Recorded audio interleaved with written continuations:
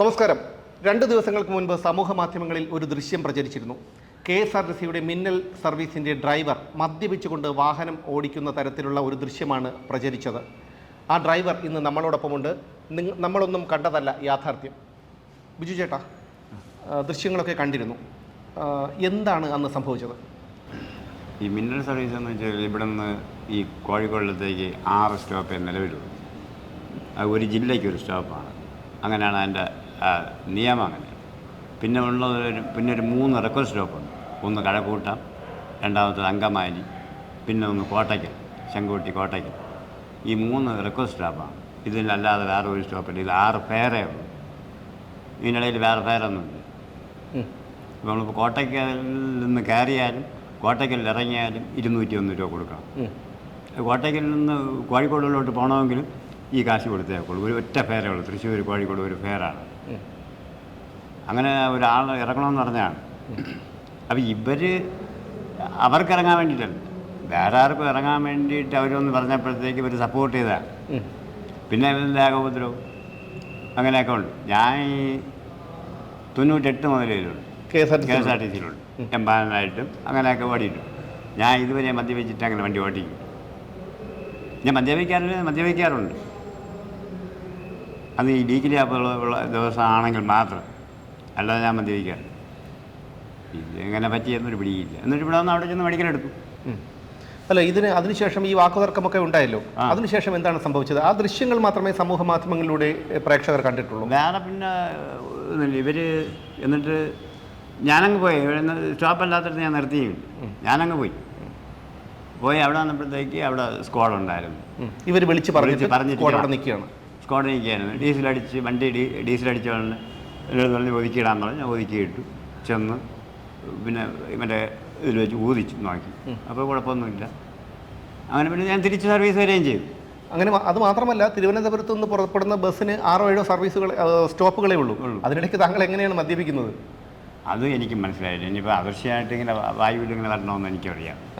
ഈ നല്ല സ്പീഡിൽ പൊയ്ക്കൊണ്ടിരിക്കുന്ന ഒരു വാഹനമാണ് ഈ മിന്നൽ സർവീസ് എന്ന് പറഞ്ഞു കഴിഞ്ഞാൽ. കാരണം വളരെ അധികം ശ്രദ്ധ വേണ്ട ഒരിതാണ്.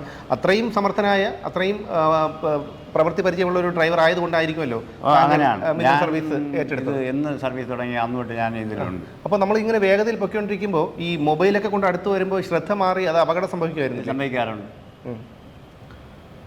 അപ്പോൾ അതിനുശേഷം യാതൊരു കോൺടാക്ട് നമ്മൾ അതിനെ മാത്രം കോൺടാക്ട് ചെയ്ത് വണ്ടി ഓടിക്കുന്നത് അല്ല. നമ്മൾ ഇപ്പോൾ സാധാരണ കണ്ടക്ടർമാർ ഇയാൾ പറഞ്ഞിട്ട് കേട്ടു. ഇനി കണ്ടക്ടർക്ക് സുഖമില്ലാത്ത ഈ സ്ട്രോക്ക് വന്ന് സ്വാധീനക്കുറവുണ്ട് പല സൈഡ്. അപ്പോൾ ഈ സംസാരിക്കുമ്പോഴത്തേക്ക് സ്പീഡിൽ സംസാരിക്കുമ്പോഴത്തേക്ക് സംസാരം നേരെ വരത്തില്ല. അങ്ങനെയുള്ള വിഷയമാണ്. പിന്നെ ഈ സർവീസിൽ വിടുന്നതെന്ന് വെച്ചാൽ ഒരു 6-7 ടിക്കറ്റ് അല്ലെങ്കിൽ 8 ടിക്കറ്റ് വരത്തുള്ളൂ. ഫുള്ളായി മിക്കവാറും റിസർവേഷൻ ഫുള്ളായിരിക്കും.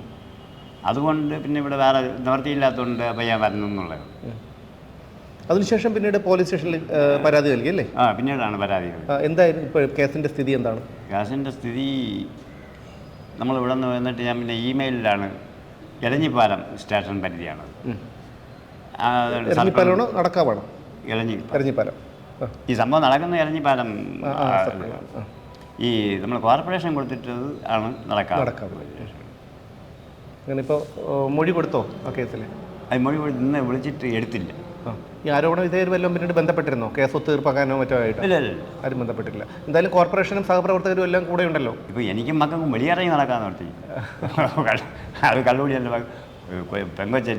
തീർച്ചയായിട്ടും ഞാൻ ബിജു ചേട്ടൻ്റെ നമ്പർ സംഘടിപ്പിച്ച് ഇന്ന് രാവിലെ അദ്ദേഹത്തെ വിളിക്കുമ്പോൾ അദ്ദേഹം വീട്ടിൽ അമ്മ മാത്രമേ ഉള്ളൂ, അമ്മയ്ക്ക് ചോറ് വെച്ച് കൊടുക്കണം, അത് കഴിഞ്ഞ് കുറച്ച് സമയം കിടന്ന് ഉറങ്ങണം, എന്നിട്ട് 8:45 തിരുവനന്തപുരത്ത് തമ്പാനൂർ വരും, അവിടെ വെച്ച് കാണാമെന്നാണ് പറഞ്ഞത്. ഇവിടെ വന്നപ്പോൾ അദ്ദേഹത്തിൻ്റെ മകൾ, ആ കുട്ടി കൊല്ലത്ത് പഠിക്കുകയാണ്. അവൾ ആശങ്കയോടുകൂടി വിളിക്കുകയാണ്, എന്താണ് അച്ഛൻ, എങ്ങോട്ടാണ്, ഏത് ബസ്സാണ്, ബസ്സിൻ്റെ നമ്പർ എത്രയാണ്? അപ്പോൾ ഞങ്ങൾ ഇത് ചിത്രീകരിക്കാൻ വരുന്നു എന്ന് പറഞ്ഞപ്പോൾ തന്നെ അത് അവരെ അപകീർത്തിപ്പെടുത്താനാണോ എന്ന് ആ കുട്ടി സംശയിച്ചു. അതിൻ്റെ ഞങ്ങൾ ചിത്രീകരിച്ചത് എഡിറ്റ് ചെയ്യുന്നതിന് മുമ്പ് അവർക്കൊന്ന് അയച്ചു കൊടുക്കണമെന്നൊക്കെ പറഞ്ഞിരുന്നു. അത് ഈ ആശങ്ക കൊണ്ടാണ്. ഈ പറയുന്നത് ഒരു മദ്യപാനി എന്നൊക്കെ പറഞ്ഞ് ആക്ഷേപിക്കാൻ എളുപ്പമാണ്. നമ്മളൊരു കാര്യം മനസ്സിലാക്കേണ്ടത്, ഈ KSRTC ഡ്രൈവർമാർ, ഞാൻ പലപ്പോഴും പല വാർത്തകളിലും പറഞ്ഞിട്ടുള്ളതാണ്, KSRTC ഡ്രൈവർമാർക്കാണ് ഏറ്റവും ആദ്യം നമ്മൾ ശമ്പളം കൊടുക്കേണ്ടത്. കാരണം അവരൊക്കെ എത്രമാത്രം കഷ്ടപ്പെട്ടാണ് ഇവിടെ ഈ മിന്നൽ സർവീസൊക്കെ നമുക്കറിയാം, ഈ പറയുന്നത് പോലെ കോഴിക്കോടെത്താൻ വെറും 6 or 8 സ്റ്റോപ്പുകൾ മാത്രമാണുള്ളത്. ഓരോ സ്റ്റോപ്പുകളിലും ഇത്രയും 11 മണിക്കൂർ കൊണ്ട് നമ്മൾ ഓടിയെത്തുന്ന ഒരു കാർ പോലും 11 മണിക്കൂർ കൊണ്ട് ഓടിയെത്തുമ്പോൾ വെറും 6 or 7 മണിക്കൂർ അല്ലേ, 6 or 7 മണിക്കൂർ കൊണ്ടാണ് ഈ വലിയ വാഹനവും കൊണ്ട് ഈ രാത്രി പോകുന്നത്. അപ്പോൾ അവരുടെ ശമ്പളമാണ് ആദ്യം കൊടുക്കേണ്ടത്. യഥാർത്ഥത്തിൽ ഇവരെയൊക്കെയാണ് നമിക്കേണ്ടത്. പലപ്പോഴും അല്പം റോങ് സൈഡൊക്കെ കയറി വരാറുണ്ട് KSRTC ഡ്രൈവർമാർ. അതെന്താണെന്ന് വെച്ചാൽ അവർക്കൊക്കെ വളരെ പരിമിതമായ സമയപരിധിയാണ് അധികൃതർ കൊടുത്തിരിക്കുന്നത് എന്നുള്ളതാണ്. ആ സമയത്ത് അവർ ഓടിയെത്തണം. മുമ്പ് 6-7 മാസങ്ങൾക്ക് മുൻപ് തിരുവനന്തപുരം നഗരത്തിൽ നടന്ന ഒരു സംഭവം നമുക്കെല്ലാവർക്കും ഓർമ്മയുണ്ടായിരിക്കും. യേതു എന്ന ഒരു പാവം KSRTC ഡ്രൈവറെ തിരുവനന്തപുരം മേയർ ആര്യ രാജേന്ദ്രനും അവരുടെ ഭർത്താവ് ബാലുശ്ശേരി MLA-യുമായ സച്ചിൻ ദേവും ഒക്കെ ചേർന്ന് നടത്തിയ ഒരു സംഭവം. അതിൽ യദു ഇപ്പോഴും സസ്പെൻഷനിലാണ്. അദ്ദേഹം ഇപ്പോൾ ഒരു സ്വകാര്യ വാഹനം ഓടിച്ചാണ് അദ്ദേഹം ഉപജീവനം കഴിക്കുന്നത്. എന്നിട്ട് പോലും യാതൊരു നടപടിയും നമ്മുടെ അധികൃതരോ ഒന്നും എടുത്തിട്ടില്ല. ഇപ്പോഴും ആ കേസ് കോടതിയുടെ പരിഗണനയിലാണ്. പക്ഷേ ഈ ഒരു ദൃശ്യങ്ങൾ കണ്ടപ്പോൾ ആദ്യം ഞാൻ ഉൾപ്പെടെയുള്ള പലരും സംശയിച്ചു ഇദ്ദേഹം മദ്യപിച്ചാണോ വാഹനം ഓടിക്കുന്നതെന്ന്. പക്ഷേ ആ വീഡിയോയുടെ താഴെ വന്ന കമൻറ്റുകളിൽ ഈ മനുഷ്യനെക്കുറിച്ച് ഉണ്ടായിരുന്നു. അതുകൊണ്ടാണ് ഈ മനുഷ്യൻ്റെ നമ്പർ സംഘടിപ്പിച്ച് ഇന്ന് ഇദ്ദേഹത്തെ കാണാനായി വന്നത്. യാത്രക്കിടയിലും മറ്റും പലപ്പോഴും നമ്മൾ ഈ മനുഷ്യനെ കണ്ടെന്ന് വരാം. അപ്പോഴൊന്നും ആ പഴയ ചിത്രം, അതായത് അദ്ദേഹം ഒരു മദ്യപാനിയാണെന്നുള്ളൊരു ചിത്രം നമ്മുടെ ഒന്നും മനസ്സിലുണ്ടാവരുത്. ഒരു മൊബൈൽ ഫോൺ ഉണ്ടെങ്കിൽ എന്തുമാകാം എന്നാണ് ചിലരുടെ വിചാരം. ആ വിചാരത്തിനാണ് ഇപ്പോൾ തിരിച്ചടിയേറ്റിരിക്കുന്നത്. എന്തായാലും ഇദ്ദേഹവും KSRTC അധികൃതരും പോലീസിൽ പരാതി നൽകിയിട്ടുണ്ട്. കുറ്റക്കാർക്കെതിരെ നടപടി ഉണ്ടാകും എന്നാണ് അറിയുന്നത്. ഇപ്പോൾ സമയം 8 മണി കഴിഞ്ഞിരിക്കുന്നു. 8:45 തിരുവനന്തപുരം തമ്പാനൂരിൽ നിന്ന് പളനിയിലേക്ക് പുറപ്പെടുന്ന ബസ്സിൻ്റെ ഡ്രൈവറാണ് ബിജു ചേട്ടൻ. അതിൻ്റെ ഡ്യൂട്ടിക്ക് പോകാനാണ് വന്നത്. ഇത്രയും സമയം ഞങ്ങളോടൊപ്പം ചിലവഴിച്ചു. അത് ഈ സത്യാവസ്ഥ ജനങ്ങൾ അറിയണമായിരുന്നു. അതിനു വേണ്ടി മാത്രമാണ് ഞങ്ങളിത് ചെയ്തത്. എന്തായാലും വളരെ സന്തോഷത്തോടു കൂടി സുരക്ഷിതമായി പോയിട്ട് വരും. ഓരോ ജീവിതവും ഓരോ കഥകളാണ്, വേറിട്ട കഥകളുടെ ഒരു കൂട്ടായ്മ. വേണമെങ്കിൽ നമുക്കതിനെ ഒരു നോവലെന്ന് പേരിടാം.